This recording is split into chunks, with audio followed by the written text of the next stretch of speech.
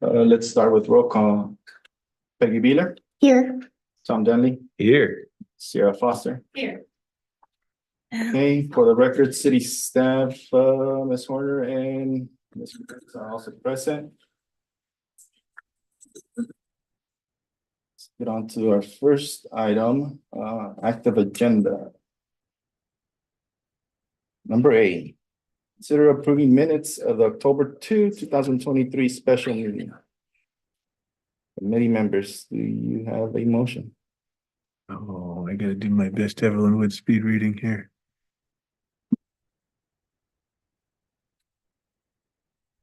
I'm sorry, could you repeat that? Yes, consider approving minutes of the October 2, 2023 special meeting. Make a motion to approve. Oh, you haven't actually asked that. You asked for comments. You did. That was a while ago. Do I have a second? I'll second it. There we go.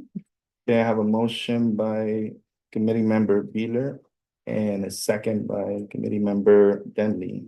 Do you have any discussion? Hearing none. All those in favor? Aye. Aye. All those opposed? The ayes have it. Motion passes. Let's go to our next item, introduction of LTAC members. So I just want to take an opportunity to, we have a new member. We have 2 members that have been here for a little bit, for a while. And, just, take your time to state your name, how long you've served on the committee and anything you'd like to share. We'll start with, at the far end, Sierra. Hi, yes, my name is Sierra Foster. I'm the assistant administrator for Maestria Sunnyside Hospital. I am also the president of the Sunnyside Rotary Club, and we receive LTAC funds and utilize them. Awesome. Mr. Denley. I'm Tom Denley. I'm the general partner of the Best Western Grapevine Inn, and I've been on this committee for way too long. And we actually collect the funds and are looking to do anything we can to increase tourism here in Sunnyside. Gotcha. Peggy Beeler, I own Sunnyside RV Park, and which means I collect the funds, and been on not as long as Tom, but on and off for 15 years. And I came from a city background. Awesome. Thank you, guys. And then myself, Deputy Mayor, I wanted to be here. I'm here. I'm excited to work with all of you. I know we're going to do some great and awesome things this year. So,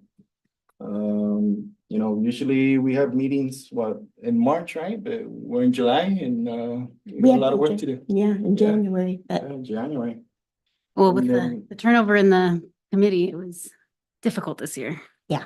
And Ms. Horner? Yeah.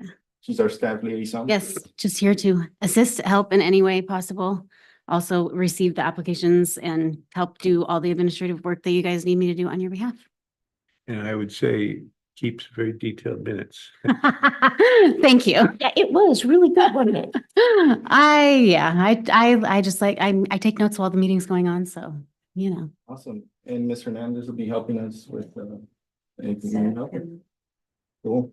And also there's a vacant spot. So if anyone knows of someone that's interested in serving in LTAC, I encourage them to, apply, reach out to City Hall.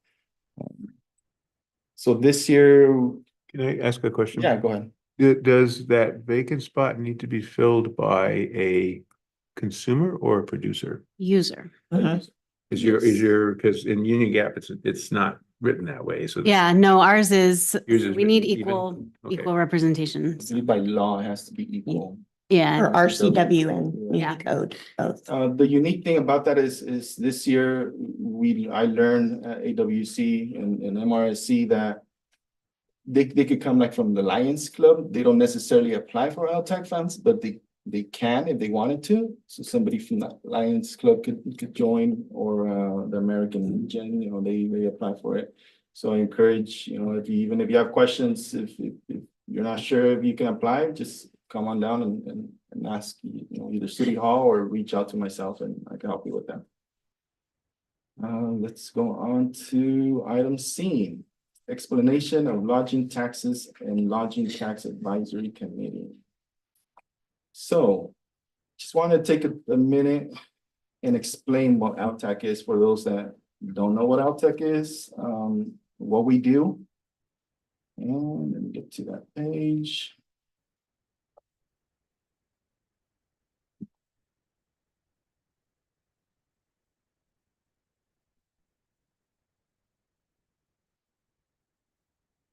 All right.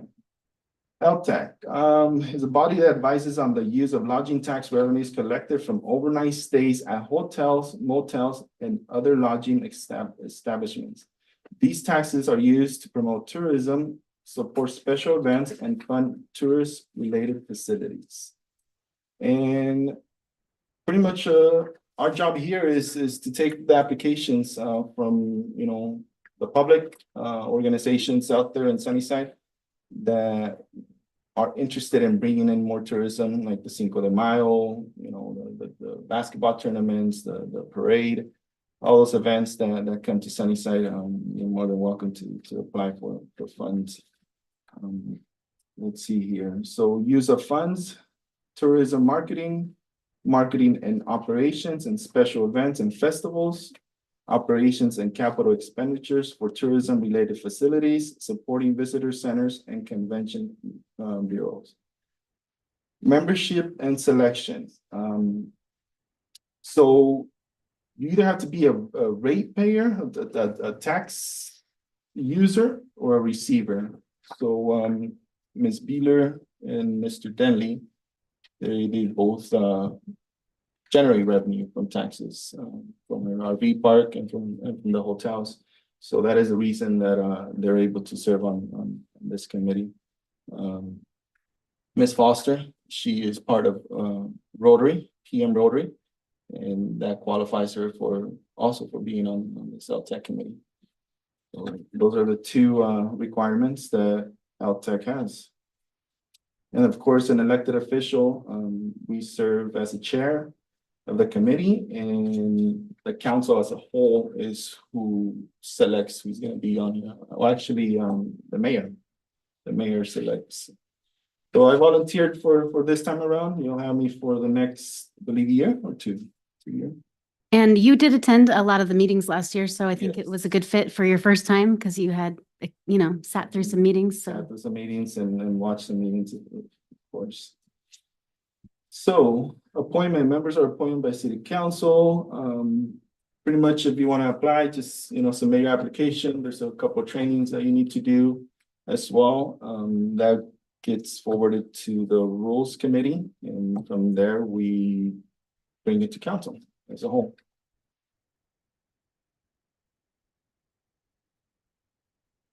So, May I offer an editorial? yeah, The state of Washington has an abundance of beautiful resources, and in its wisdom decides not to fund them very much itself, which is why lodging tax is extremely valuable, because that's how we can promote ourselves. yes. of And course. we have here in Sunnyside an abundance of opportunities. We just need to figure out how to come together and make it work. I agree. We've been making really good progress recently, don't you think? Trying to develop ideas, and we had created new rules for the group and some really creative opportunities to involve the entire community Okay. in the process. So looking forward to bringing those forward and seeing how it plays out. Yeah, I definitely look forward to new ideas, maybe new events that the community can come up with. Or even adding to events that we Adding have. So adding to events, yes, of course. Let's bring as much tourism to Sunnyside as we can. Yeah. So meetings usually take place, as needed. We'll discuss that at the end of this meeting for future meetings. Maybe set, some dates for that. Public comment, we're gonna allow it at the end of the meeting. And other businesses, if you guys have, as a committee, any businesses, just bring it, any other businesses, bring it forward and we'll put it on the agenda. Committee members, any questions? I have no questions. Ms. Warner, anything you'd like to add that I might have missed? I don't think so. I think you did a good job going through that. Just as of note, the public comment section is new, and that was something that you wanted to add. And I think that's a great idea because we've had a lot of, well, at least over the last year, we had a lot of participation in our meetings. So I don't think it's harmful to give people the opportunity to make public comments. Yep, I appreciate that. We'll hear their input and see what they have to say. Let's move on to the next one. Review LTAC funding policies. So I found this not too long ago that we have a policy. Mhm. And I think you guys put this together, correct me if I'm wrong, year before last, is that right? Yeah. I think 2022. All right. Did you guys see anything that we need to edit, add, change? I just wanted to go through it. Ms. Bieler and then Tom, you two were here through that process. Would you take a minute to explain a few of the items on that? Sure. Basically, our job is to take a look at proposals that are made by entities that want to do some kind of an activity in Sunnyside and see how that activity impacts, for lack of a better description, heads and beds. Does it bring people into town overnight? Because that's what builds this fund. That's the source of this fund. That what continues to build this fund. And so when we look at events, we're looking at them with an eye to seeing that there are more heads being put in beds on a nightly basis. There are a number of events that have come before us, which are good civic events, but they don't make sense for the use of these funds.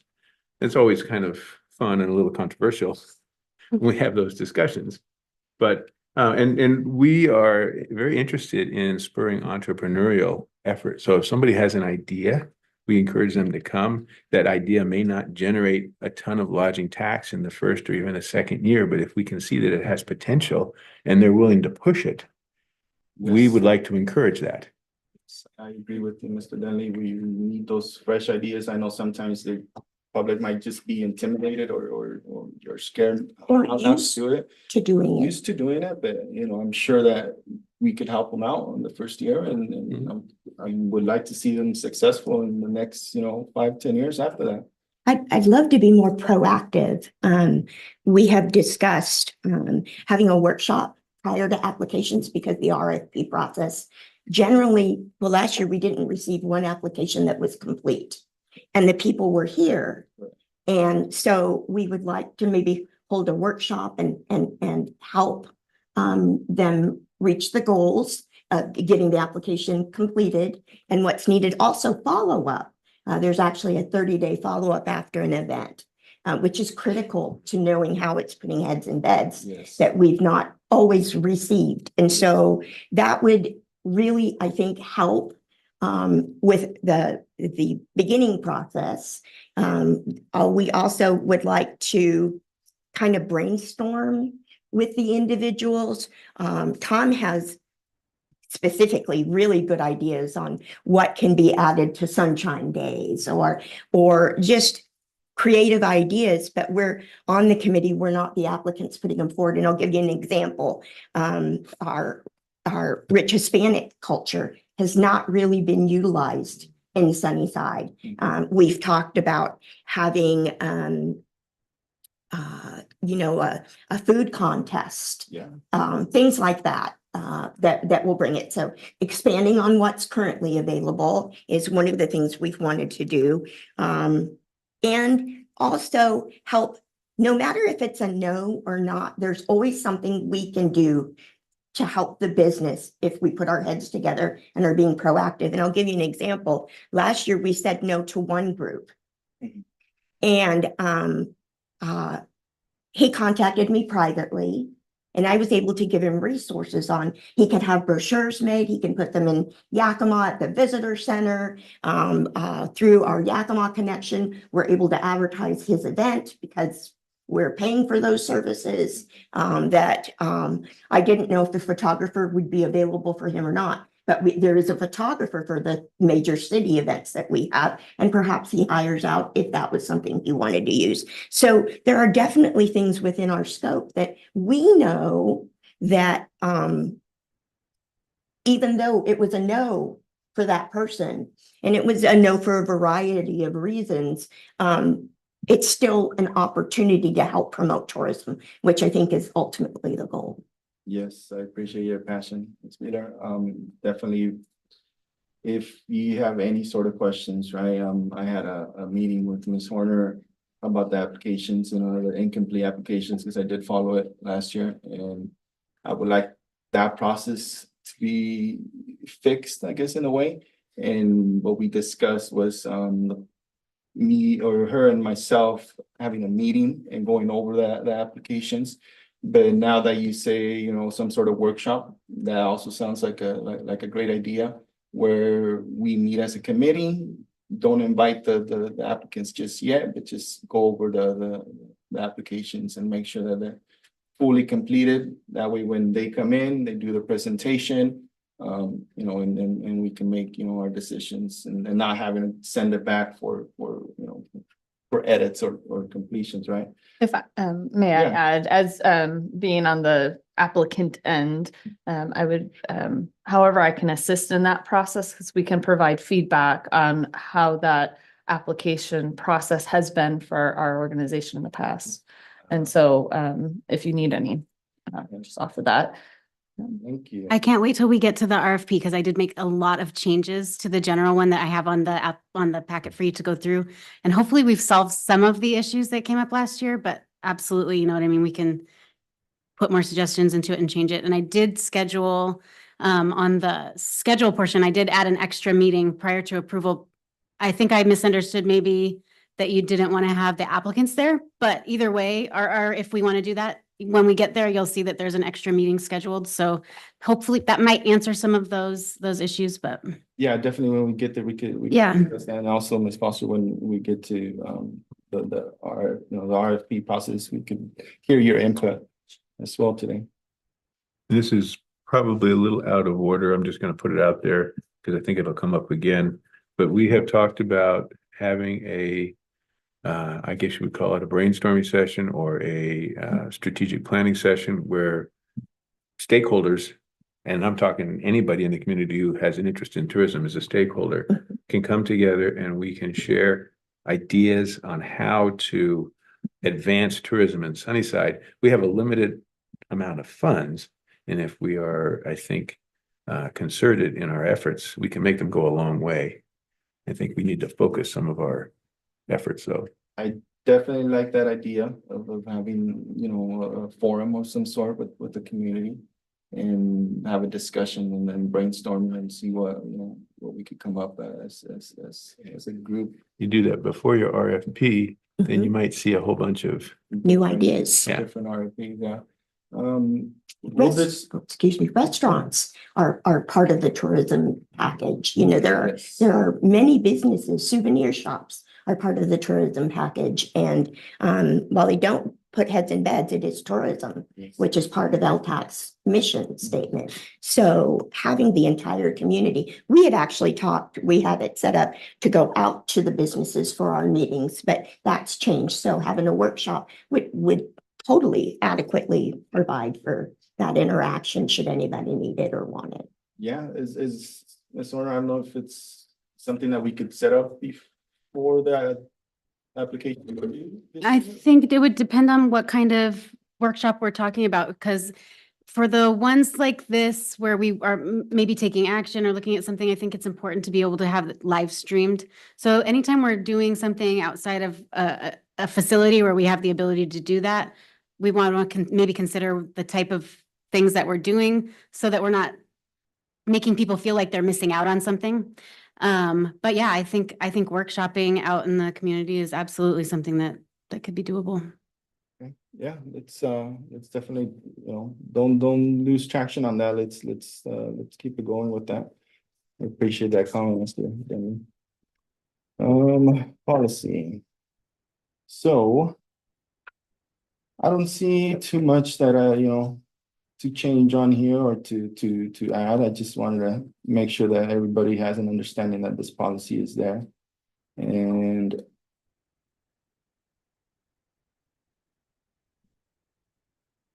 if there's no further questions or comments, we'll move on to the next item.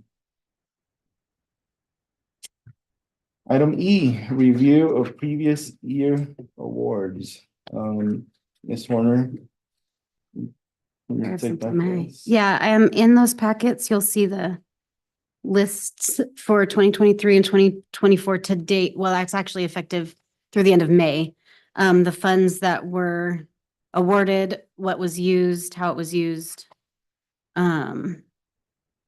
So you can see that for the 2023 budget amount, we budgeted or the council, you guys recommended and the council approved, I think $189,000 worth of projects, but we only actually spent 128,000. So it does depend on once people receive the award, what reimbursements are they turning in?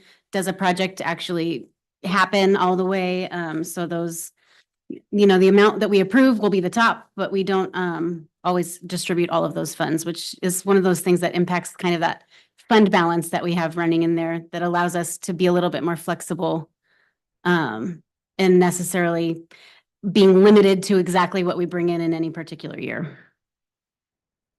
So 2023, we've only spent 128,000.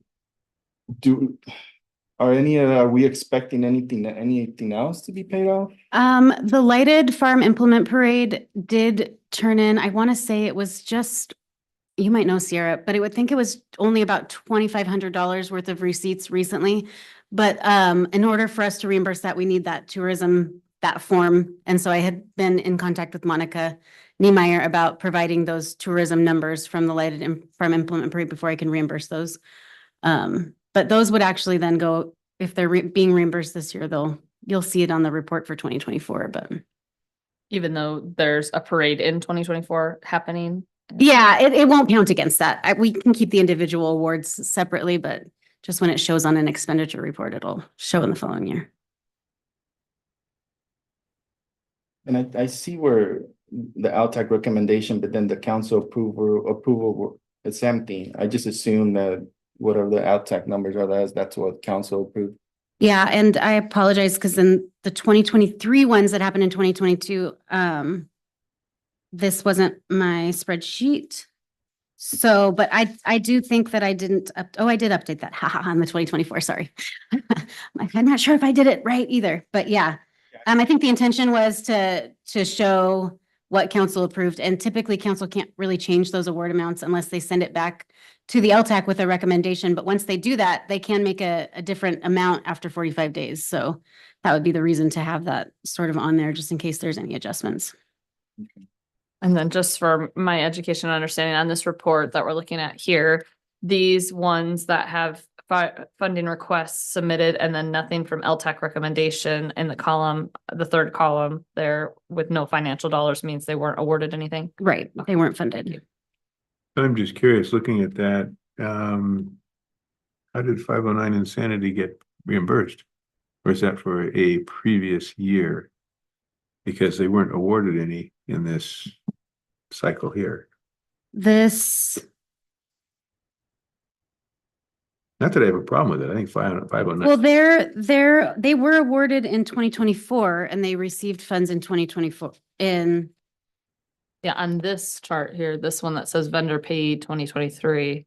We They're haven't at done the top anything of for $4,500. I think what happened, Ms. Horner, is you don't have a 2024. I think there's a typo on one. Hold on, let me pull up my actual spreadsheet on here and I can share it.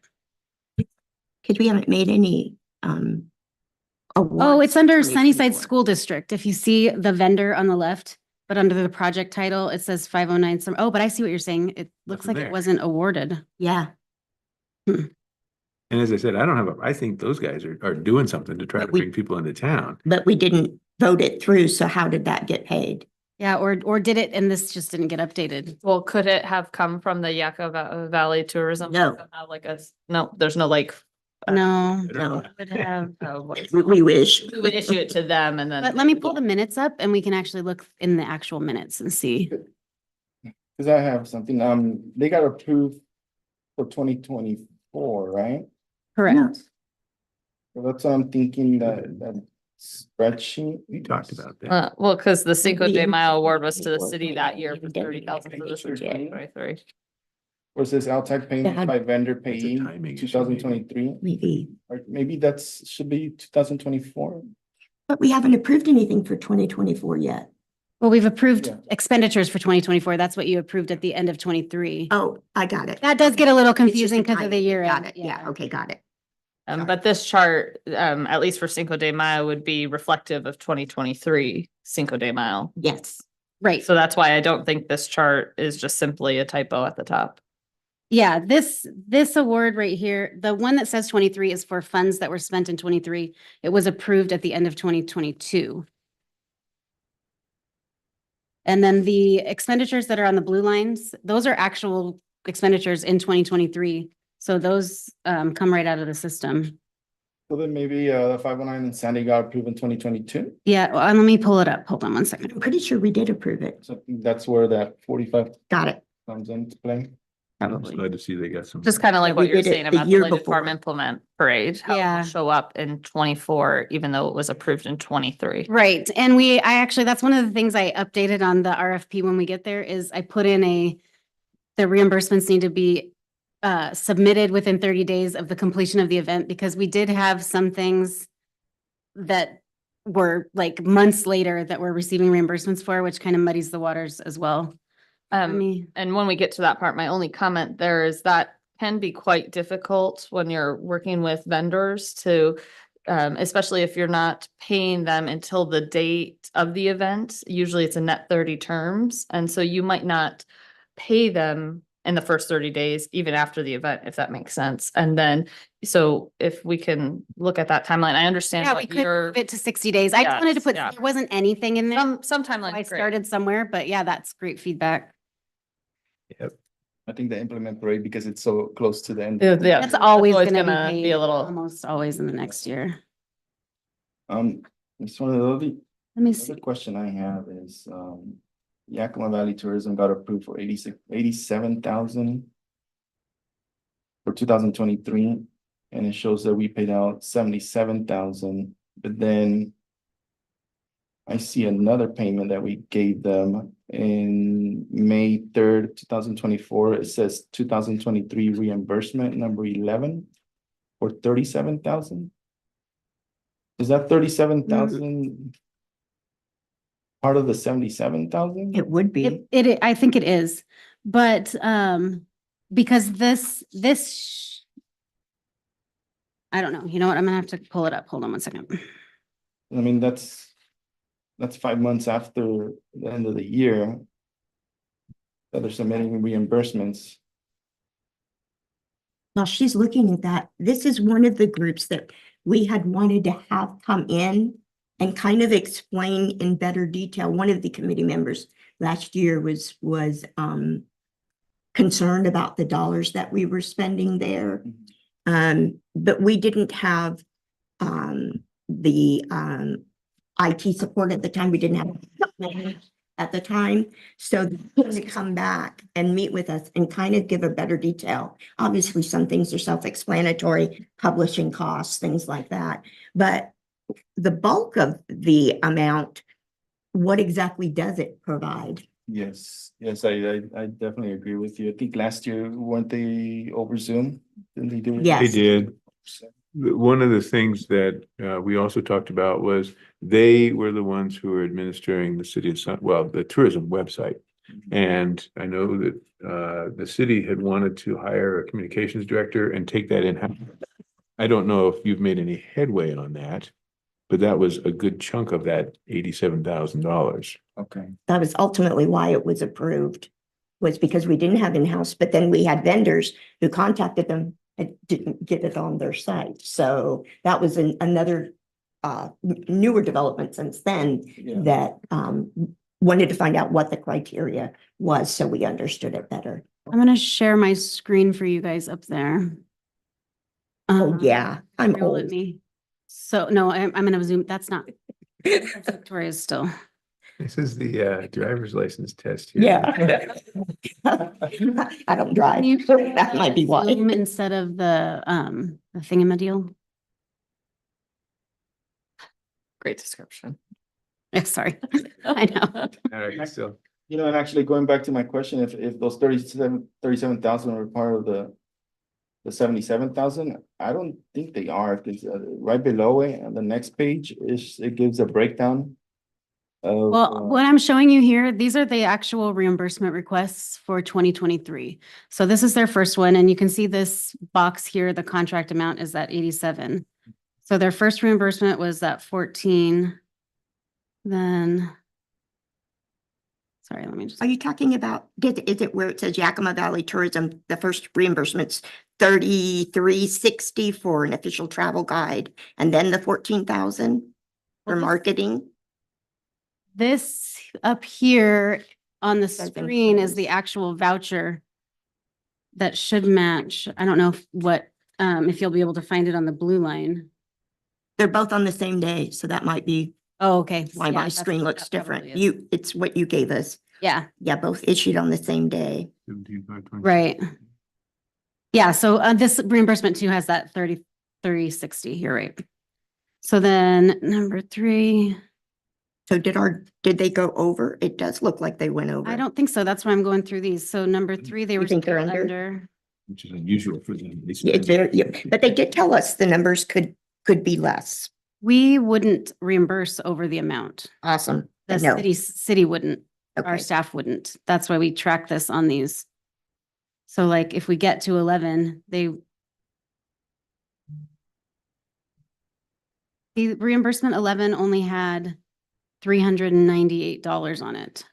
So I wonder if that's a description problem on the line item and that reimbursement, whoops, I went the wrong direction there, actually included some 2024 items. Is that the number 11? So this is number 11 and it was only reimbursed off of this, out of the 87,000. Only 398 of that was against the 2023 award. And what was the total Well, for number 11? The amount reimbursed for number 11 is this amount right here. 398.96. Well, if you look on, Right, so I'm looking at reimbursement number 4 or number 1 for 2024 here. and that description of that one was the advertisement for Light of Farm Implement Parade, which happens in December. So I don't know if you have a date for it. This- Oh, it says 11. So no, does that mean November? Yeah. Okay. Oh, no, that means number 11. Sorry. Well, but it was November, invoice date 11/1. And then the 2024 reimbursement. Number So they just 1. didn't use up all their money They and didn't. that year before the next year started. which Right, then but would they go don't to get the to next year. carry that Yeah, over. yeah. So it starts with their the new amount. award amount. Yeah, we don't carry it over. That is unusual for that organization. They're very, very good at using up all their money. Mhm. They may have lost track. Ms. Horner, do you They have left the 10,000 on the table. one that shows the 37,178? I'm looking at the package on page 17, that's where it's listed. Yeah, I know, I see it. I'm looking at that. I think that might be an error. Let me just log into the system. 37,000. 5.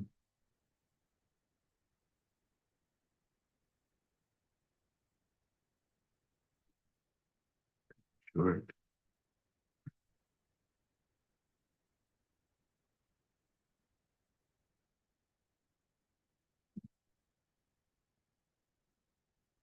I'm gonna stop sharing so I can pull up our financial system.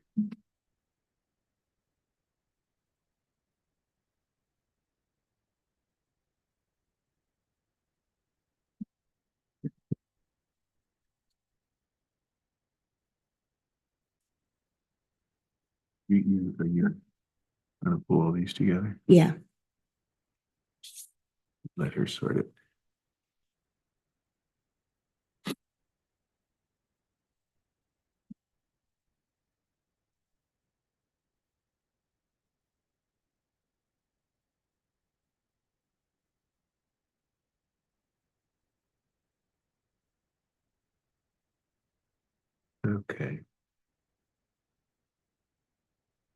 And we're stuck on 2023. We need to go to 2024. Once we get done with 2023.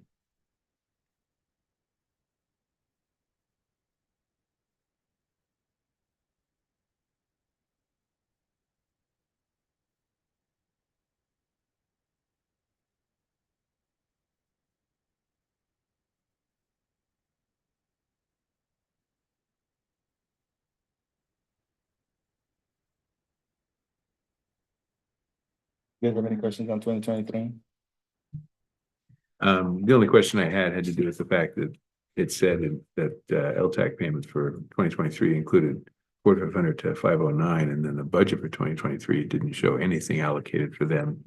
But they certainly have funding allocated in 2024, and so maybe what's paid there for 2023 is actually a request for 2024. I don't know. Or from 2022. Yeah. No, 2022, they didn't get anything. Oh, they didn't get anything either. Yeah. So we just have to identify. I think it's just what particular budget period are the funds being reimbursed for? And that's not the full amount of what they were allocated. They were allocated a whole lot more than that. 5,500, 7,500, $10,000 allocated in 2024. They've only gotten $4,500 paid to them.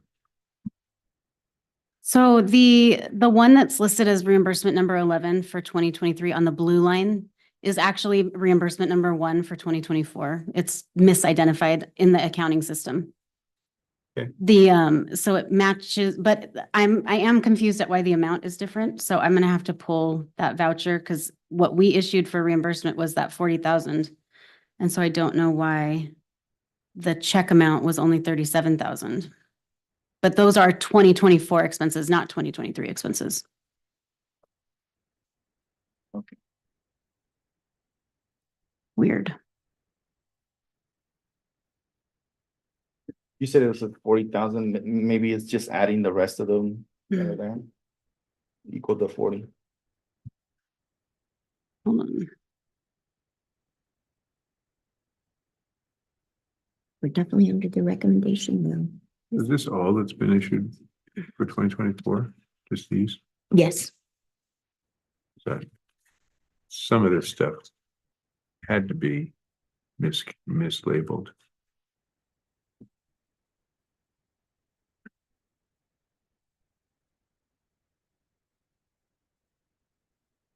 So let's move on to 2024. Oh, we're already on 2024. Yeah. Ms. Horner, the 2024 on page 16. Uh-huh. 1,528. 1,528. Page 16. So sorry, hold on, let me share this again so I can show you what wasn't paid off of this voucher. Just a second.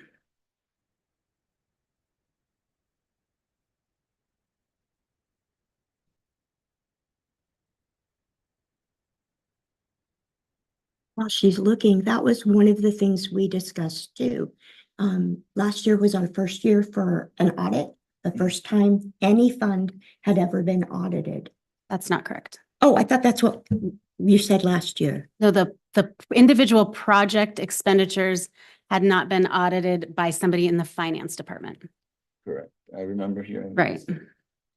And so we'd like to do perhaps even just one a year, spot check, A random one. a random one, and go through its entirety, obviously afterwards, because we need all the receipts and things, and just in-house, but spot check one. So for some reason, this one right here was not included in this reimbursement. And so I will have to find out why with the finance department. There may be a reason why the actual invoice that was for this $3,528 for the travel guide advertising was not actually paid out to Yakima Valley Tourism, and I'm not sure why, so I'll have to find that out. It could have been maybe paid directly to the company. The printer. It could have been, but usually we do get invoices directly from Yakima Valley Publishing. And we get the ones that aren't associated with the Yakima Valley Tourism contract. So that would have been strange. I don't know though. I'll actually pull the actual voucher and I can follow up with you guys in email to let you know what I find out. Oh, And it's more than just dollars in audit. It's numbers, it's data. it's did they submit their proper business license? Did they submit all the documents that are required? Was the RFP filled out correctly? Just things that make sure from start to finish. If there's something we don't like in the rules, obviously change it, but the rules as they are followed on that one random application a year. I think that would do wonderful things, not only for staff, for members, but the community as well. And Ms. Horner, on that, I remember last year, I do remember that statement that it was the first time, we audited one. Were we gonna audit all of them or just? Well, the finance department is now auditing all of the programs because they're going through my office instead of through the clerk's office.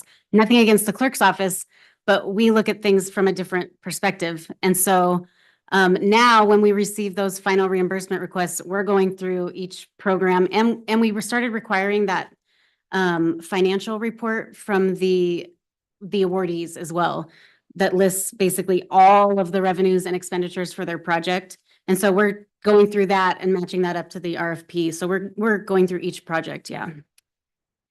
Not just a random one, but I believe Ms. Horner wants to. Yeah, but as far as what LTAC wants to see, absolutely, we can always provide reports on if you guys pick a particular one each year that you want to just kind of review all of the data on. It would be good to see the process and maybe do a revolving person. For example, somebody being new might be really helpful for you to see everything from start to finish. We just submitted our Cinco de Mayo report with everything from start to finish, so I'm actually very familiar with it. Oh, there you go. Not to Then that would be dismiss your really good. recommendation, Would but that be it'd good be, for you to then follow up with it because you know everything from start to finish. It's pretty intensive of a process. It is. All the receipts that are provided, all in specific categories on how it was Can you utilized. share the Zoom again? I'm showing the minutes when we did approve 509 Insanity for a 2023 award, or they did recommend it. So there was a recommendation in this meeting was October of 2022 for 2023 funding. Right. And so there was recommendations on those. So they must not have been updated in that spreadsheet. So just know how to cycle. Yeah. Recommendation. Okay, thank you. That explains it. Okay, let's move on to 2024. I had a question. Sorry, Okay. Go to page 16.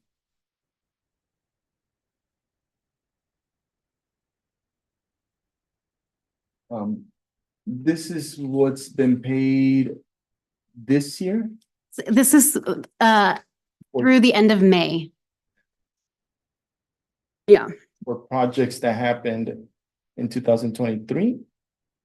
Because it has that 23 kind of throws. Yeah, no, that is my error.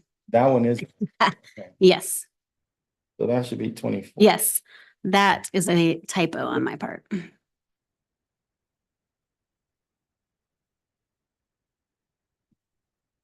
And let me go back to 2024 recommendations. So far, the events that have happened is the Cinco de Mayo, the Miss Sunnyside Committee, the 2,000 that were given to them, and then the sort for the cost that just happened a couple weeks ago or so. Mhm. Is there any other ones that I'm missing that already took place? I think some of the 509 Insanity, one of them was May.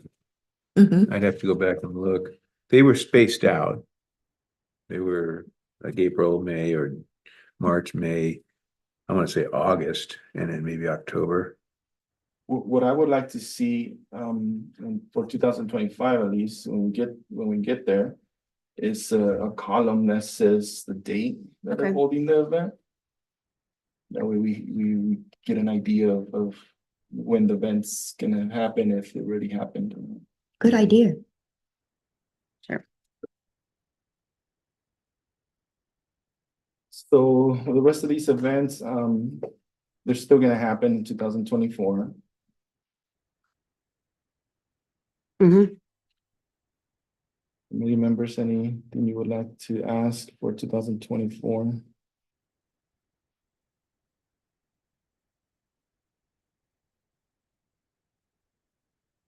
No, I share I'd love to see what's going on with the 509 Insanity, because I'm pretty sure they've had one, maybe two of their events already. Mhm. I would like to say in 2023, when I started really looking at this, they didn't turn in any of their reimbursements for any of their things, I think, until they had completed all of them or near the end of the year, so they were one of the ones where it would be helpful if we put sort of a, like, you must submit your reimbursement within whatever time frame. I think it is actually a requirement. I think it does say 30 days. I looked through it and it says what it says is that the funds must be used within the time period, but it doesn't specify the reimbursement must be requested. So I think that might be where there was confusion. So did you or- have that line? Because I know I read it somewhere. Yeah, Okay. in the one that I sent you guys that we have there, I made it a little bit more clear and I put it in a couple places. So The new one, right? yeah, the new one that I sent you guys. Like I read last night, I just, Yeah, a yeah. lot to read in Yeah. 2 hours. Yeah. We Oh, could yeah, have I had mean, some more that's- time for Cinco report. I know. No, we got it in right on the, Yeah, I read it as you guys did. Yeah. it was due within You were 60 fine. days. So I think tightening up the wording so that everyone reads it that way. And when we get to the RFP, I kind of just went through it and I put it to my brain, it seemed a little bit more organized and I remember last year when we were going through them, the committee had some complaints about the title of the project not being on all the pages. So when you guys were looking through things, it was like confusing about which thing you were looking at. So anyway, we did change up some of that stuff too, so we can go through that. The other question I have is on page 18, where it lists the 5-year budget comparison. Oh, sure. So started adding the 25,000, right, to the other fund, the convention center Yeah, Mhm. so this fund. second line from the top is the fund balance for the convention center. And so you'll, at the end of 2024, it's gonna have $150,000 in it. At the end of 2025, it'll have $175,000 in it. Okay. Where does that come from overall, from the beginning, the first fund? So I don't see where you could see it come, okay, this is 25,000. So let me share this budget sheet with you and I'll show you.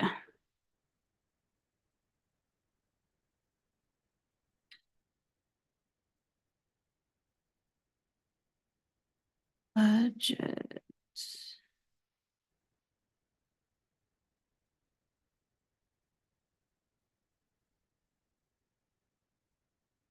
Get it?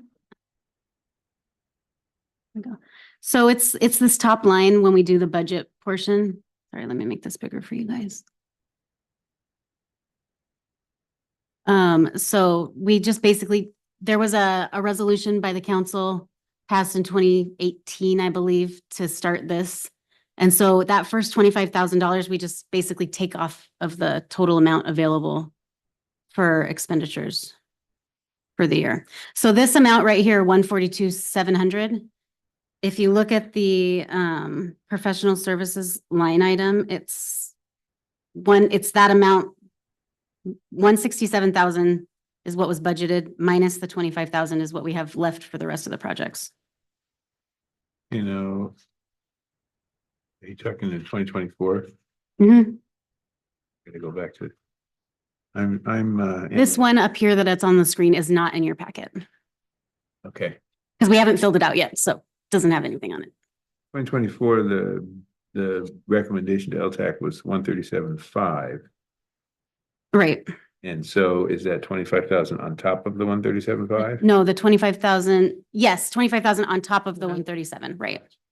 So becomes 162, yeah. Didn't we approve like 189 or something like that? I think that was the year before. I think this we scaled back. If you, this is the, Yeah, well, it's in there, 2023. In 2024, we scaled back to the, that 137. Okay. 69. I don't have any more questions for 2024. Committee members, do you have any questions? so you haven't seen anything from American Legion yet? I have not. Let me check and see if we've received a payment just in the last little bit. I think I saw that they were adding something out there. Did you guys notice? Or was maybe they were doing something else? I thought I saw some workers out there. I don't remember, I remember Greg was in the audience at the start, but by the time we actually got around to talking about things, he had left. I don't know if he was aware. I think the clerk's office did contracts for everyone and she didn't advise me that none of the contracts were signed. So I'm assuming that They all got signed. they got signed and they know what they've got. Yeah. They did put a concrete pad out there. I'm not sure what exactly. Oh, did they? Okay. Yeah, I was gonna say, I was I- pretty sure I I- saw them But doing they, something. Gifted to them by the bank. I remember seeing a little concrete pad. Oh, that's right, because they received that park across there. And they were doing something with the water, having the irrigation or something, but I'm not sure. I don't believe that would be charged against their LTAC because that was specifically for some more If I heard correctly, they were gonna put some sort of information booth or something on that concrete pad. But He says he's winding it down, so there won't be as many, Oh, the granite, mhm. really? Because I thought he was only half done. Oh, no, he told me, I don't know, maybe for him that is winding down. Maybe he can't find somebody to hand the baton off to. I don't know. okay, I think we're done with that. Let's move on. Let's move on to the next item, discussion of 2024-25 award recommendations. So, Ms. Warner, you wanna? Well, the only thing I was gonna show you guys was that little thing I just had shared a second ago of approximately what and it's based on that 5-year budget comparison that is in your packet. That what we came to with the budget amount was that 167,000 less the 25,000 is our approximate award amount for this year. So I'll just share this again so that you guys can see what I'm talking about. Sorry, share, stop share, share, stop share. So it looks like about 142,000. But as I said before, because we do have a running fund balance in this account based on whether or not we get all the reimbursements, we can be a little bit flexible with that. So once we receive the applications and we get into that process, we could look a little bit more in detail and we'll kind of have an idea what funds we've brought in compared to what our budget was as well. So Our end balance for 2024 is how much again?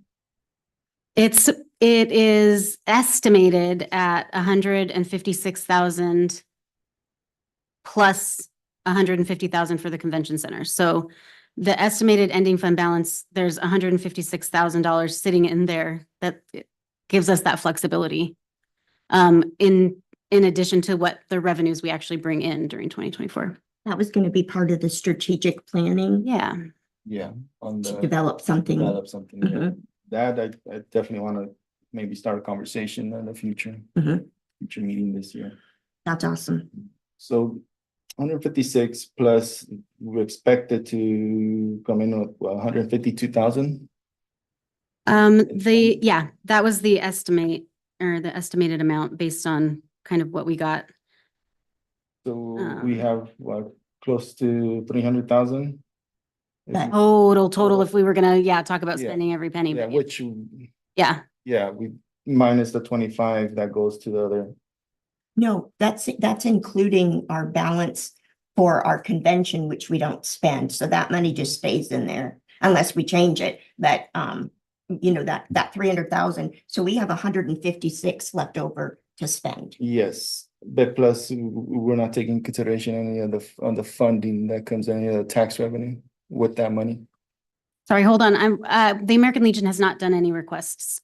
And I'm sorry, please repeat the question. Were you asking me something? So we're ending the fund balance of 156 plus the 150 with the other one that Right. we're not touching, right? I'm not Right. gonna mention it. So the It's actual fund balance 156. amount is like 305,000.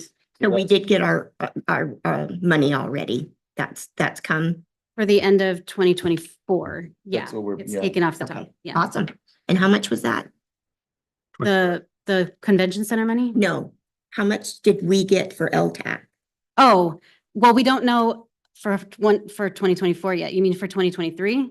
No, Total. I was hoping for 2024. Yeah, and I Okay. could only give you the numbers for the first few Okay. months, but. It's kind of a budget of what we believe it's gonna be at. And it comes in on a monthly basis. And so, and it really depends, and it's 2 months, yeah, so you guys remit 1 month after, and then the state takes a whole nother month to get it to us. So that's why a lot of times our revenue months that look high are like September, October, November, which really represent our summer months here, so.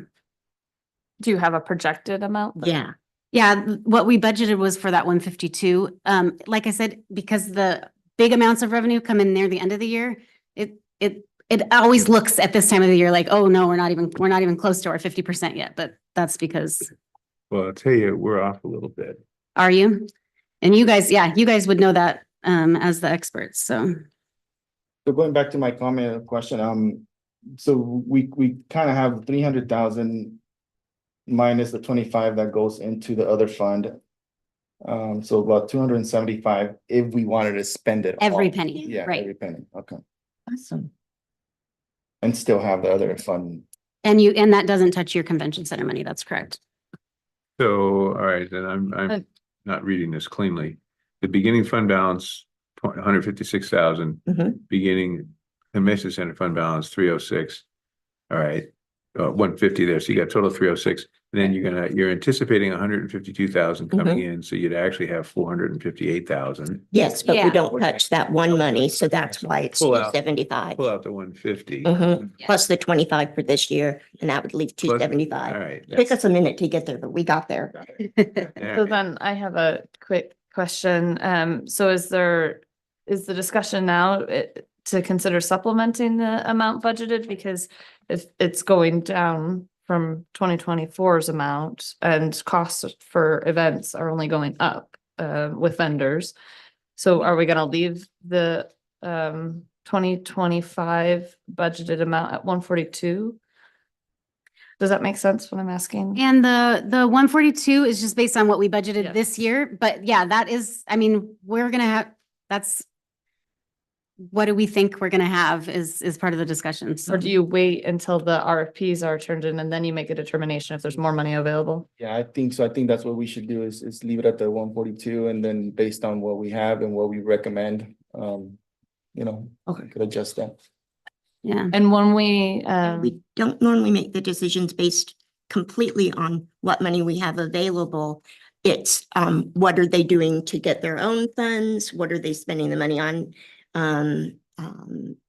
Look at things like, if we're giving them money and then all of it's going for prizes and things, I mean, you've got to look at the whole situation. It's not just as unfortunate, and that's where it gets a little interesting. And the heartfelt stuff is very difficult, We've heard many times over the years, the girls on the float.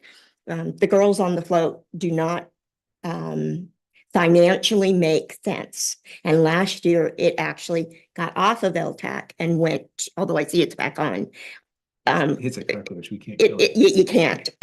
For 15 years, I know, between my husband or myself on here, it's a wonderful project. And I went, I saw the new boat and I was just in tears because I was so happy it got funded. But it had actually gone back to the city for a variety of reasons.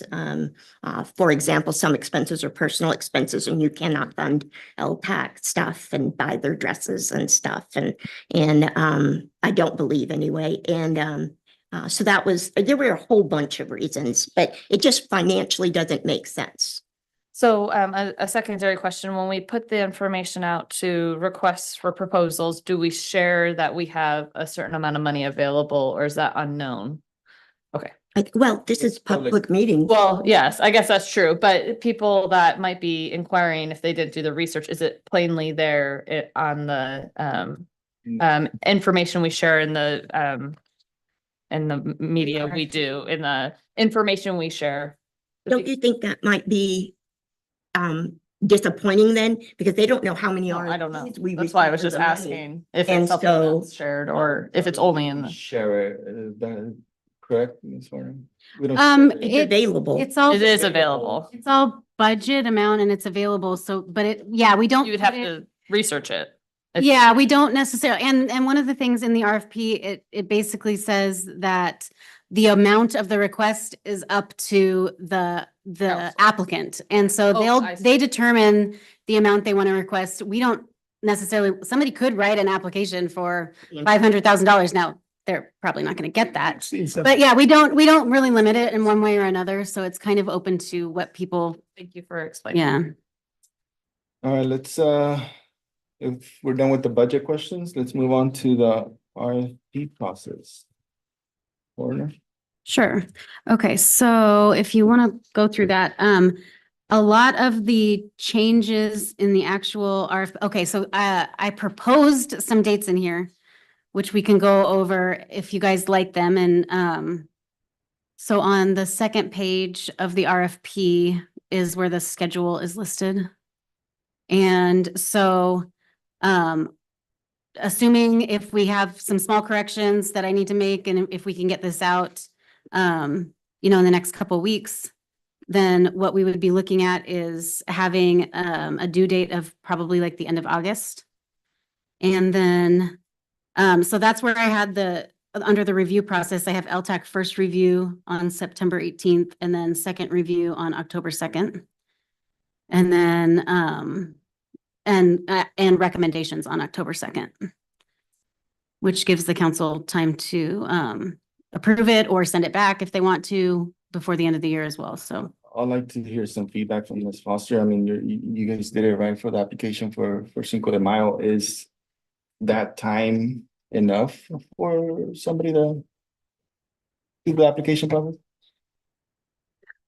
So when I have a question to follow up before answering your question, but one of the, you had mentioned that there was incomplete packets provided. What were the elements that were often seen as incomplete? Because that might better help me understand if say it's all you don't have estimations for certain things and people are just guesstimating because they haven't been able to receive it a little over a month. Might be hard to get firm estimations from a vendor in a month's time. Heads in beds. And we often see that left blank. And of course, we're funding not just for heads in beds, it's tourism, but that is where the funds come from. It's how we're promoting tourism is through the heads in beds. And so a lot of applicants just leave that blank. And we need to know how many people that's going to accommodate to know. Tom has a formula. It takes X amount of dollars, X amount of nights, X amount of people to make this dollar amount that we're funding work. And so that's often left out, and that's critical. Also, sometimes the legal paperwork, articles of incorporation, things like that are missing. It is so varied, but by far, I think, yeah. Okay. Well, and then you do the follow-up afterwards, and you should know how many heads in beds within a reasonable amount that's provided. So then your question, to answer it with that information, if it's not a matter of estimations holding people up or quotes for services that will be utilized to fund the event, then a little over a month should be sufficient of a time frame. And then I have a subsequent comment about the heads and beds part, because do we provide any sort of formula to help guide people? And maybe this is part of the workshop, but some sort of formula to develop an estimation, and then that could be standardized. So everyone's submitting the proposals using the same formula. I think if they understood if the applicants understood how the dollars play out, it would help Sure. what they request. I'm all for clear communication, and I think that would be amazing. And yes, there is a process, a formula. If you guys want to look at, in the actual application, on page 6 on the bottom is where I sort of updated that portion where it asks for those tourism requests. And I tried to clarify the language a little bit.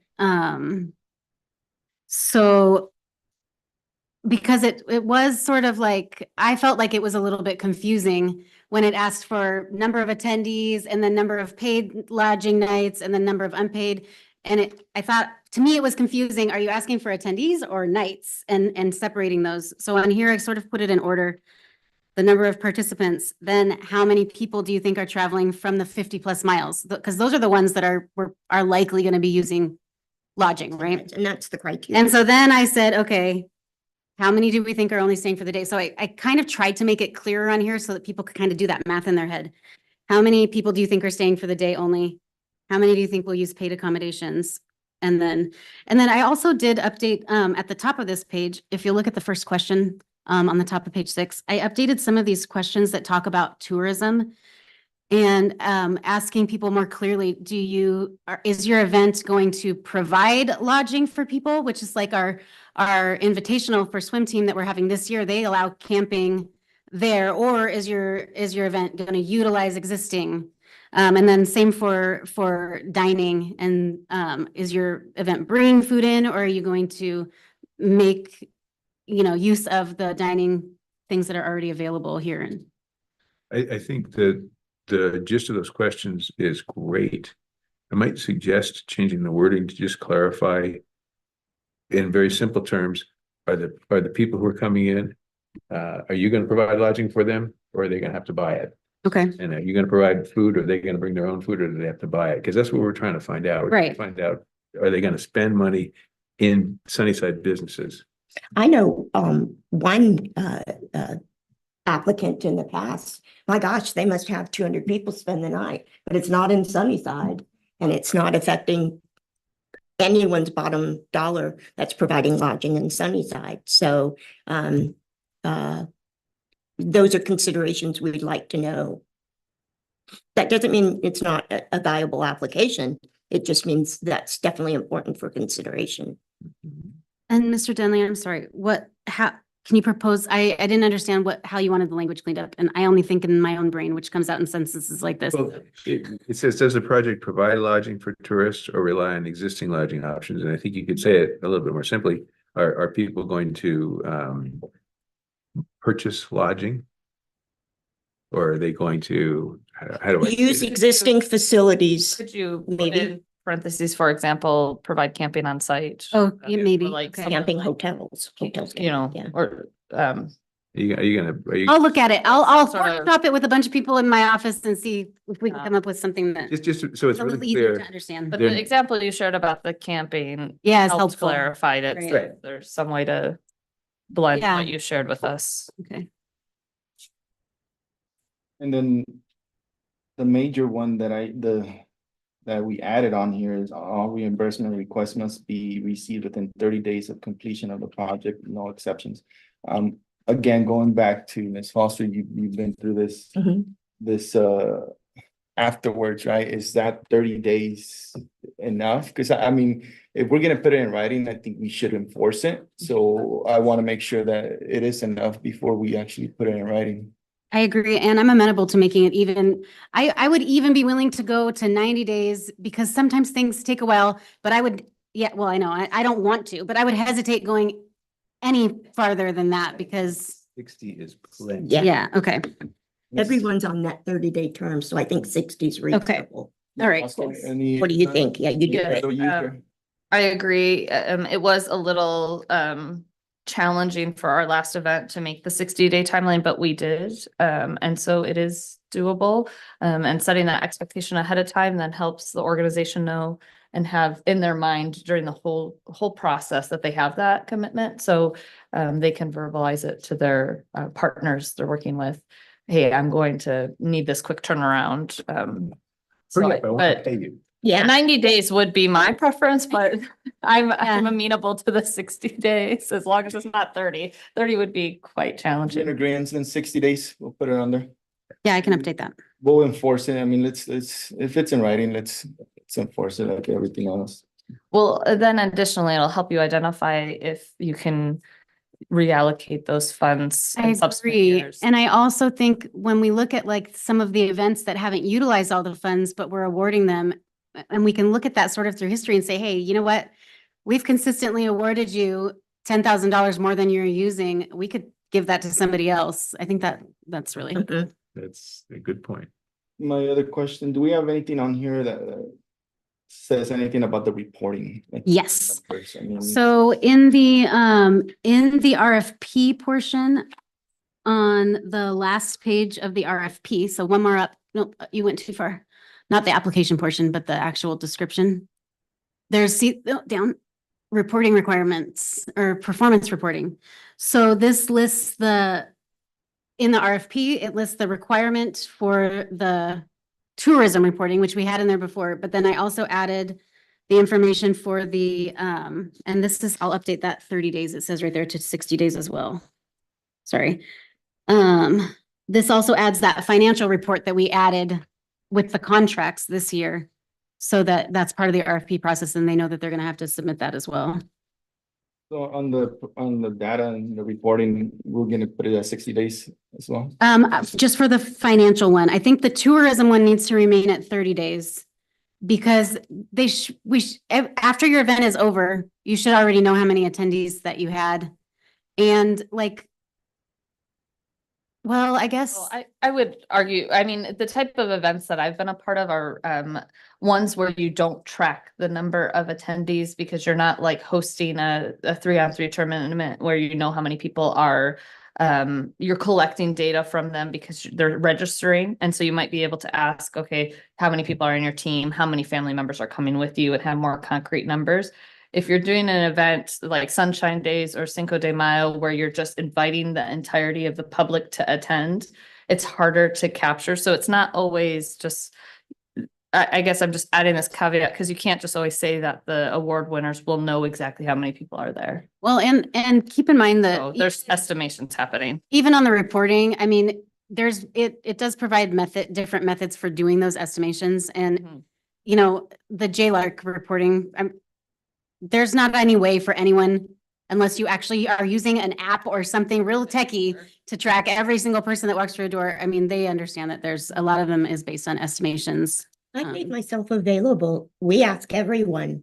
It's just standard for us. And so it's even on our overnight to make sure we get the accurate information. So, and I know Tom keeps that. So you can actually come to us and we can actually tell you specifically how many people attended. Well, that stayed overnight, so that heads and beds. Yes, the heads and The beds part. number of attendees. Yes. is, Still. I think, don't the police normally know how many people roughly like? They make hangs an about? Yeah, estimation. I mean, there And definitely then is. you connect it. We do connect with those sources. I guess I'm just saying that it's not a finite, they will know the exact number. Yeah. I'm amenable to changing that one to 60 days if you want as well, because the JLARC report, I think, is actually due in March. So that still provides enough time to make sure that that we've received the report in time for it to be submitted to the state. Wouldn't it be more helpful to you to have one Yeah. 60-day deadline? I think. Less I confusion. think so, if that Okay. is. Yeah, if the that's group what I is was- amenable to that. Okay. That's what I was gonna say, just keep it to one. Because then you don't Yeah, have to worry about two you're gonna have different the confusion. timelines. Oh, I thought it was the 60 and Good point. just Yep. leave it good as point. is. Thank you. No problem. Okay, so I'll update both of those different reports to having that 60-day deadline. Okay, so my question, I know we've had conversations, Ms. Horner before. Are we gonna use this RFP for all the events, or what are we gonna do? In the past, we've separated, right? The Cinco de Mayo event has one different one, RFP, and then. I think we need to allow the council to make that decision based on what they decide is a signature event and how they decide they want to choose to fund it, whether or not it is with an LTAC award. You know what I mean? Because if we didn't get any applicants for Sunshine Days or something, would the city council, would the city still want to put it on? And if the answer to that is yes, then I think the RFP for the particular events should be separate from the RFP for LTAC funds. Doesn't mean a project can't have both.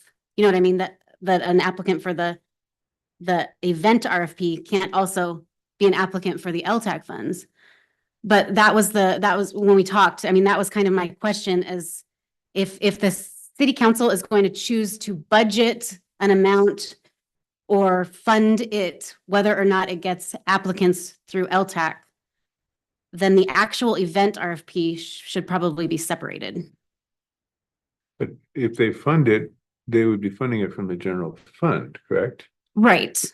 But of course, like we did the year the city did it, they applied for the LTAC funds from LTAC as well, but that wouldn't necessarily be. I think an RFP needs to be completed for LTAC funds, whether it's a signature event or not a signature event, because it helps them know the guide, how else are they going to get all the guidelines and everything if they don't fill it out? If you're requesting LTAC funds, this is the process. And additionally, if it was a signature event receiving funds from the general funds, it would be outlined in the RFP for this here. Right, there's a spot saying we're getting funds from expected, general.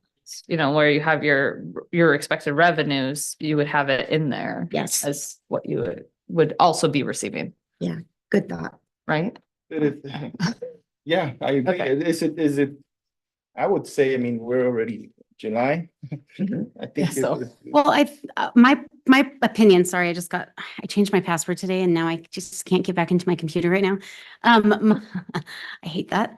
My opinion is that the actual application side of this is general enough. I think you could use it interchangeably for each, but we could do just the first 2 pages that are like that RFP portion. It would be easy enough to add some specifics for the 3 events that we usually do that and issue like a supplement to the RFP for those events that would provide the information.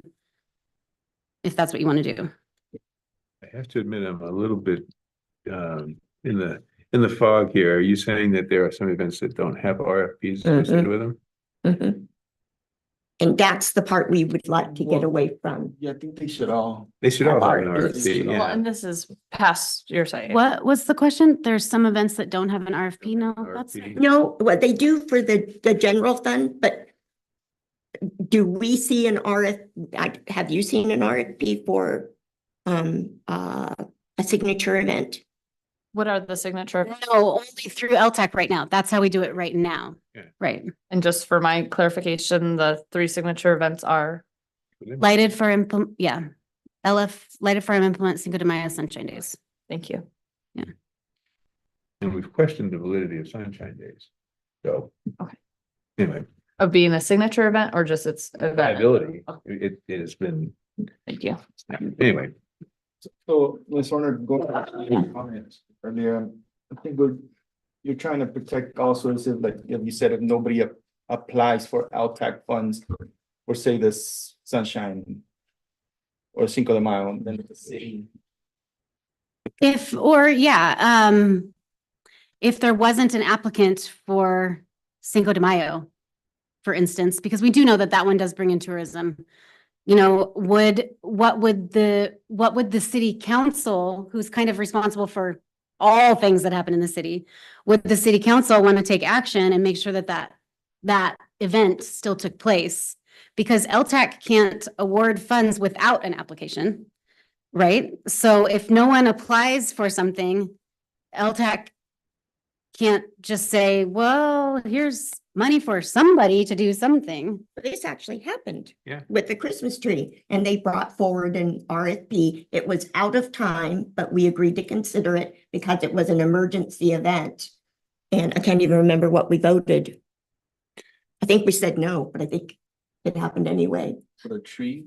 Yeah, the Christmas The tree Christmas lighting. Like a festival. lighting? Yeah. Yeah. Hmm. I think we voted no, but it happened anyway. as long as it didn't happen with LTAC funds, that's fine. Yeah. Right, and It that's. happened general funds. And I think that's where, from my perspective of sort of figuring out the roles, something can happen in town without LTAC funds and still Absolutely. happen. And so if the council has a interest in ensuring that something happens and has an interest in ensuring that it happens in a particular way, then the council probably needs to be more in control of deciding that that's going to happen with or without an LTAC application associated with it. Well, if it's not LTAC request, it doesn't need an Right. LTAC application. So it would come Exactly. out of the General fund?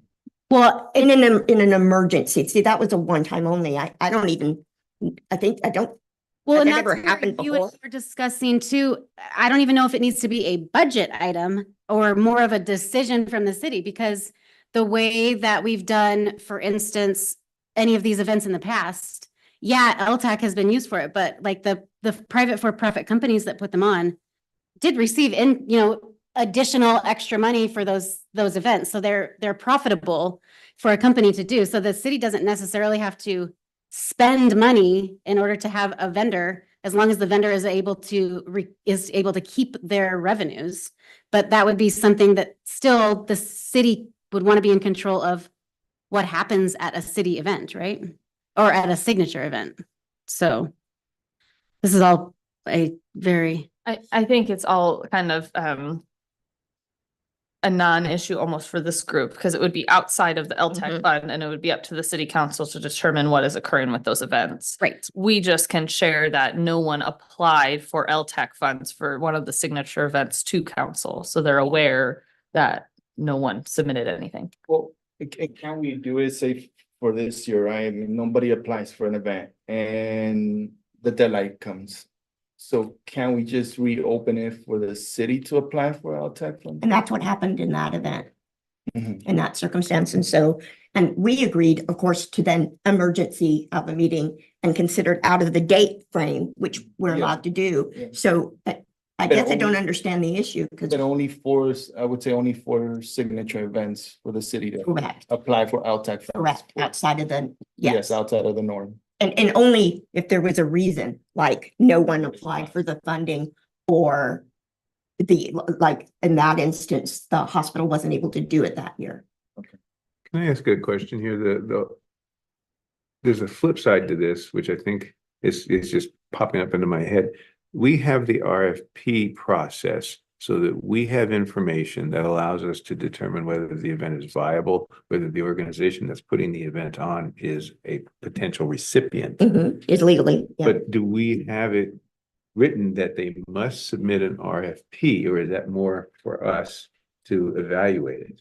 Right, and that was, so some of this whole thing is because it's a lot of work to come up with the separate RFPs. So there were 4 RFPs. I mean, just updating this one, which I did a lot of updates because I went through the whole thing, took me lots of hours to get through it. And so it's time consuming the more that we do. So the more we can simplify it to a single thing and then do like supplementary information for those other ones that we want to do, that's fine. But this RFP, the way it is, doesn't limit any of those events from not being able to use this same application. I think the RFP as written is fine, but if there's a situation where somebody doesn't have time to put the RFP together because there's a crisis, if you will, but we're able to ascertain that That the same entity information.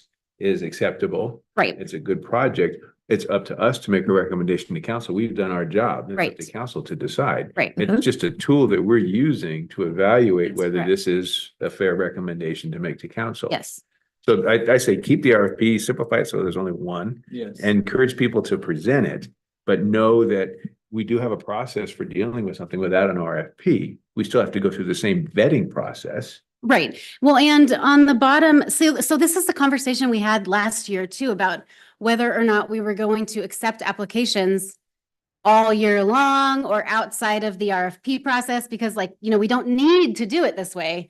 And so we did make sure that I did put language at the bottom of the actual RFP page. So if you just scroll down just a little bit, where it says proposals received after the time may be considered for future LTAC meetings if funding is available.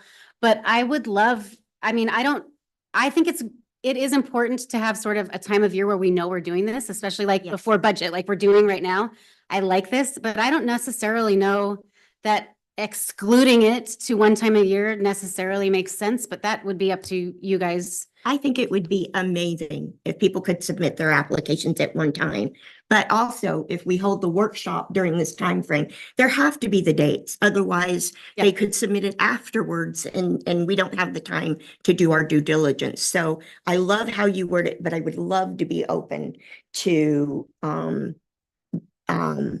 maybe have the workshop like in January and then people could submit all the way up to the deadline. That'd be amazing. It's also easier work for you to verify all those documents. And then we can ensure, because I'm actually from government and we never paid anything without an RFP. I mean, we had to get those signatures on there because that's part of the checks and balances and funding. So, but we only had one RFP. We just had supplemental other things. So. Well, and if we just kept the one, theoretically, we could just update the date on it at the beginning of every year and it just stays up all the time. Yes, yes. But we know that there's a time of year where we're typically reviewing them. Exactly. We're not going to, Right. LTAC isn't going to review them until, but you can submit them anytime to be encouraging and opening Right. and. Unless a really great project comes up and somebody requests a special meeting and then we could reach out then to LTAC and absolutely. say, hey, We'd always be You know? available But for that's that. the key right there. Right. It has to go through LTAC and you may not be able to get LTAC together. in right. Time for the project. Which is why it's important to have a specific date. I agree. Correct. And so I like where we're going right here. I think we're all kind of on the same page. I think it would be great to have it available all the time, but still keep this specific time frame, but allow applications to come in, you know what I mean, whenever. Started So- in January. Yeah, I agree. okay. Gives them- So basically what I'll do is once I make the corrections that we need to make to this one, I'll ship it to you guys real quick so you can take a look and make sure that you guys don't see any issues. And then I'll put it up and then we'll just leave it up for the rest of the year. Because it has a deadline on it and people can see that, but it also says we'll accept the applications whenever.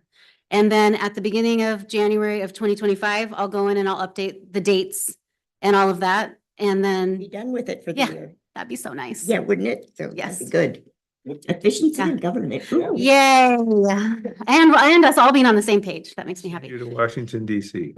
But I am also happy to put supplemental packets out there pertaining to those events that we have typically funded with LTAC, just to provide people information who may want to apply for LTAC in conjunction with those events as well. So I can do that. And that should be fairly easy because I can pull some of that information out of the previous ones and just sort of take the RFP language out of it and put it as like a supplement. If you guys are comfortable with that. Me? I only have a question about dates if we're getting. Sure, yeah, we can do there. Of the dates you have proposed, the only one I have challenges with is September 18th at 12 PM. I can do any time before 12 PM. Or I can join virtually at 12 PM. Those dates were just thrown on there because it was kind of the stuff that was on there before. And so these are completely open to you guys to move, change, whatever you want to do. But you wanna get their schedules out, we can, Are you guys comfortable with doing the initial review without doing recommendations and then coming back and doing recommendations at a second meeting? Do you want to do that? Or that's just what I put on here because of our conversations? Or do you want to just move that second one out to do a workshop sort of separately? I don't know. so the review of proposals, that's gonna be us meeting as a committee, not necessarily the applicants, right? Oh, no, the public is normally here for those. But they won't be presenting. We're just gonna be going through the application to make sure that it's completed. Do we want to do that at that meeting? Well, that's usually the meeting where they are Presenting presenting it. and we can ask them questions. We can say if, you know, I'd have to take a look at a specific example, but something to the effect of, if you're planning your event on this date, what have you thought about the conflict associated with this other event over here on this date? It's an opportunity for us to ask and get some clarification on some of the things that may not be clear in the RFP. And frankly, it's an opportunity for them to try to sell the event to us. Mhm. Okay. They And like that- speaking at that time. And at that time, you as a committee would look at we as a committee would look at the applications. Yeah, and Want so to meet before that to look at the applications? In the past, we didn't, and I know you're working, you've made improvements on that, but we didn't get the applications until like one day before. And so you have worked on that, so we're going to have them before that to review ahead of time. and that's why I tried to give it's 3 weeks between the deadline, which also gives me time. And I did, I know that the required documents was one of the things people were missing all those. So if you go to the last page of the application, I changed where that certification signature is to being after that these are the required documents. And they're signing that and it's literally on the form afterwards. So they can't say, hey, I signed it here. Oh, I didn't see that next page or whatever. And it breaks down, okay, these are required documents for everybody. Instead of repeating the same stuff over and over again. If you're a nonprofit, add these ones. If you're a for-profit, add these ones. If you're like a local government, like if we were applying ourselves at. That's amazing. We wanted a worksheet to make it easier. That's Yeah. awesome. I almost put check boxes in front of them so that people, I thought about it and then I was like, I don't know what yeah, so I was inclined to do that. So if you want me to change those to check boxes so it makes it easier for people, I'm happy to do that. That's just for at least like. Yeah. So you know it really is required. Check Yes. it. Yeah. Put it in your little. Yeah, I don't know. I Done. will Just do be a it. perfect- I wanted to do it and then I was like, I don't know, we didn't have it as a, like, you know what I mean? It was a supplement before, so I didn't want to go too far in changing things. But I'll change it to a Customer to checkbox. buy, do it. Okay, September 18th, we'll leave it at that. What I would like to see, and what Ms. Beeler mentioned earlier, I would like to see the applications maybe a week before. yeah, well, and hopefully, like I said, if we can get them. And it does say on here that applications that are incomplete will not go before LTAC. And so that doesn't mean that I'm just gonna turn an application away and say no, but it gives me time to work back and forth with somebody if they're missing something. We'll be. To provide, yeah, absolutely. I'm not just gonna tell people, no, go kick rocks. But we can work back and forth with somebody to get everything. And then I can still have it all put together to give to you guys in plenty of time, hopefully. Barring crazy things that happen all the time. Can we do it earlier in the morning? Wednesday. Wednesday. And what time were we scheduled? I'm fine. Scheduled at noon. I can do 10:30.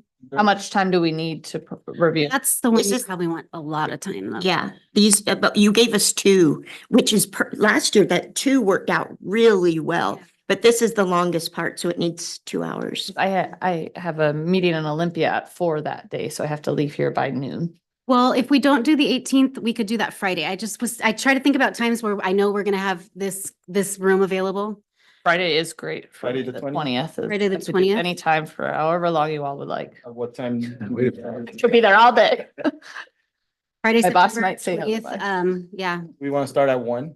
On the sure. 20th. And then, well, I don't know, That- Peggy sometimes is better, aren't you better in the mornings? I'm not good in the morning. Oh, you're not? Oh, I'm okay. miserable. I'm on oxygen Okay. and So I just have some is medical 1 stuff. o'clock At 10, on the 20th? 10:30, anytime, 10:30, I'll make it work. And if it has to But happen if in the morning, we- I will make it happen. in the But if morning. we do it at 1 or something like that, and we have it, we say 1 to 3, but it's going longer, we're not running into people's lunches and we could potentially continue if you guys are comfortable with that. So the 20th at 1 o'clock. At 1, That are you guys? Works with, Okay. thank you very much for being accommodating.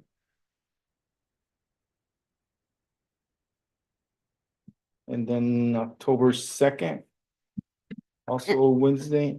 I have no. Same, we can change it to a that day. Friday if Fridays work better for everybody. I know this courtroom, unless they have a trial scheduled, is almost always available on Fridays, so, What? I know we've had this meeting in the morning and then, the next one's at 1. But if the applicants are gonna be here, does it always work good for them before 4 o'clock? I mean, are they working? I mean, I don't know, and I think that last year I said too, I'm willing to do meetings outside of the regular workday. I don't mind doing an evening if that is what works the best. So for if we people, did but- Friday at 1, we could let people know if they need, most people are off at 4 or 5. And so if for whatever reason we do have one person that needs to present, we could tell them 4. And that'd be pretty close to most people's end of Yeah, workday. move them to the end and just say, Yeah. hey, you'll. You be- have the second meeting at 4 and the people who didn't come to the Oh, first that's a meeting great idea, Peggy. could, yeah, and then have the Oh. second meeting at 4. So maybe do like that October 2nd or 4th, Right. whichever we want to do at 4 Yeah. PM, just in case. Yeah, Capture 4 that. PM at 2, this October 2nd? Is that the Wednesday, the 2nd work for you guys, or do you want to, Wednesday, the 2nd works? Yeah. Okay, so prefer 4 Wednesday, PM? Friday. Okay,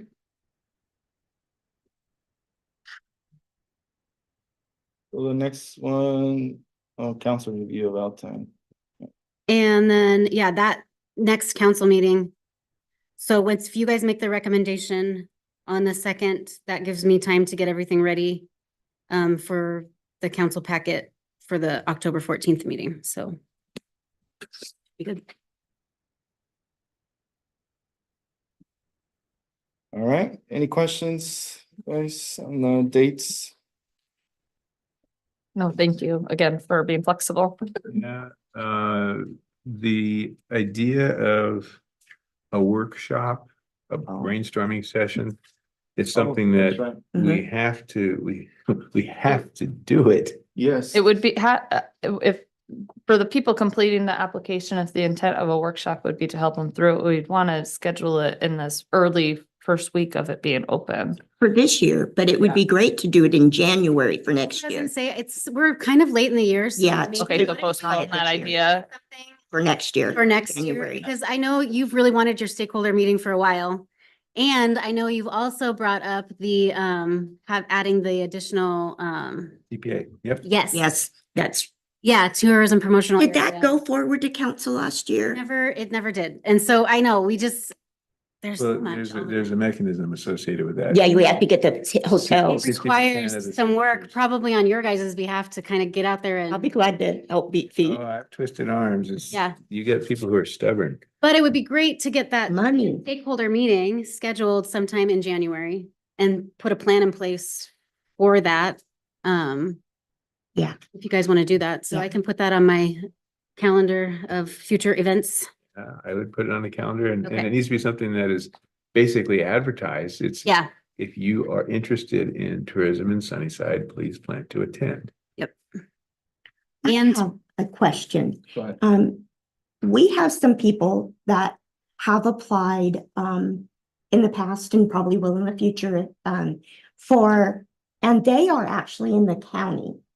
Now, there are county LTACs. Now, I don't know if Yakima County actually has an LTAC. I don't know. I'm assuming they do.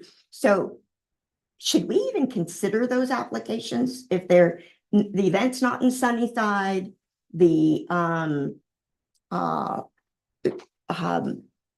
why aren't they going to the county if they're in the county?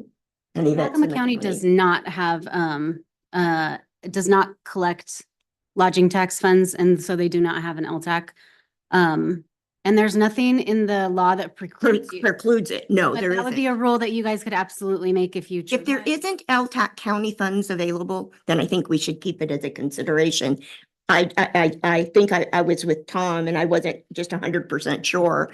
And, Unless they've added it in the last 6 months, I checked the last time this came up and they did not have anything. I certainly meet the legal criteria because I looked up the Yeah. population statistics. Yeah. So, My only addition for consideration when thinking about that is if there's a community event happening in a nearby area, and Sunnyside is the closest lodging center, because there might not be hotels in so if they're doing it in, I don't know, Mabton, where do those people tend to stay if they're not staying in Mabton? Very So true. it might still be worthwhile to see those RFPs and not award them anything if they can't demonstrate that everyone comes to Sunnyside to stay.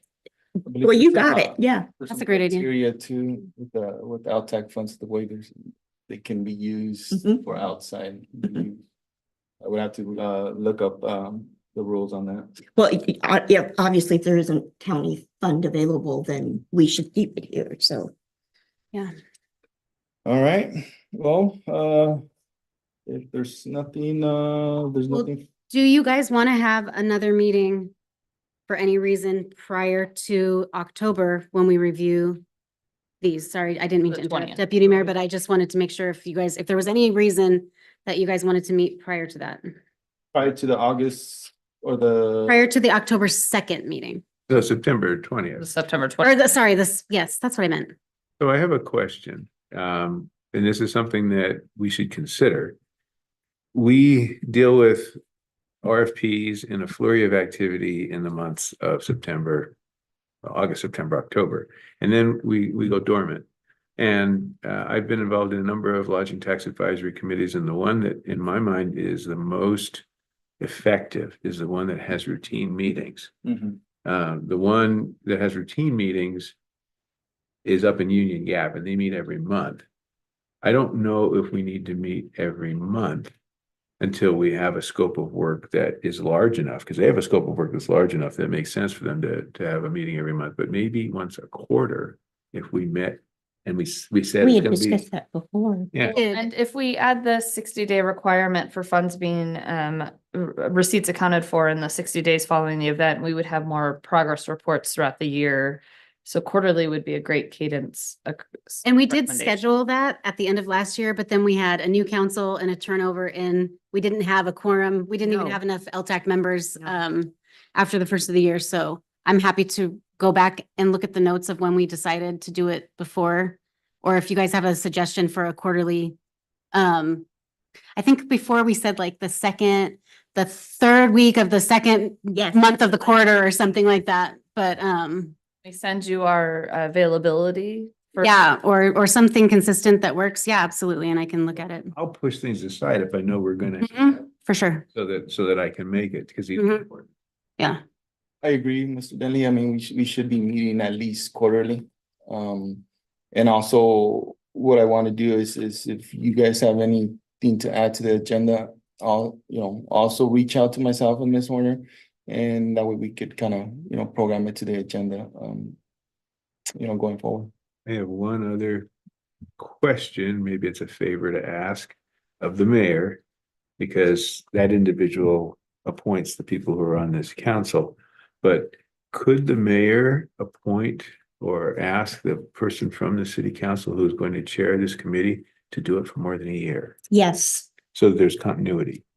continuity is really important We got to start again. Yeah, with the new chair, yeah. Yeah, I agree. for your term. Well, and We want you for your this term. appointment, it was 4 years that I received, so, which I think is great. So that way, because if we're only meeting 4 times a year, that'll help. And so if the city council member that's representing could have a longer appointment, that would also, I agree, would be very helpful. Because 4 times a year is not very many meetings. We just get to know you, then you leave us. We're actually just trying to get Send you somebody else. more work.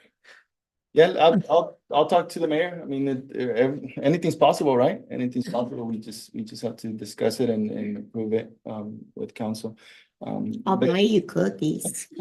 No, the only thing I have to say is, and you might remember, because I know your husband's on, there was quite a competition for the council members wanting to be on this committee. So there's apparently, you guys are very popular. And luckily the deputy mayor It's got it. money. This kind of Well, fun stuff. I mean, we're it is doing fun stuff for the awesome. community. Yeah. So it's know. the feel good, like you were saying, and then it brings enjoyment to, often people come disgruntled to the city council, and this is a way to make people happier. Yeah, definitely. I will miss public comment, but do you have any public comment on? Jackie's gone. Yeah, Jackie was in the public for a bit. No one? No? All right. Here comes some more public. Well, there's no public comment online and yeah, He's always got thoughts in his head. if there's nothing further and without objection, this meeting is adjourned at 12:15 PM. Thank you, everyone. Very Good good. Good meeting. Yep. Thank you all for Nice to meet you. answering all my questions. Your presence is quite welcome. Very good.